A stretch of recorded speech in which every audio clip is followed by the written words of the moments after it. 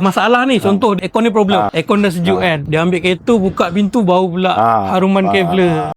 Workshop tau dah start ambil Kevlar dengan kita dan letak dalam diorang punya servis kat workshop. So kita nak jumpa owner AFN Motorworks dekat Nilai ni. Kita nak tanya dia macam mana cara dia nak jual Kevlar pada customer-customer dia. Jom kita tanya dia kat dalam nak. Assalamualaikum abang. Waalaikumsalam warahmatullahi. Nama saya Muhammad Farhan. Abang adalah owner AFN Motorworks. Ya. Workshop saya ni semua saya buat, brake system, aircon system, engine, gearbox, suspension semua. Ini dekat Taman Desa Jasmine, Bandar Baru Nilai. Saya nak tanya macam mana abang boleh terfikir nak ambil produk Kevlar dan strategi macam mana abang nak jual dekat workshop ni? Sebelum ni kereta customer yang repair, major service ataupun major repair, selepas siap tu biasanya hantar dekat car wash. Sebelum ni lah. Okay, bila lama kelamaan ni saya tengok produk Kevlar ni macam menarik dan kita cuba nak tambah sebagai hygiene lah dan untuk cleaning bahagian dalaman. Dengan produk ni insyaAllah kita nak bagi customer kita ni rasa something yang luar biasa. Dia punya firm dia tu lain.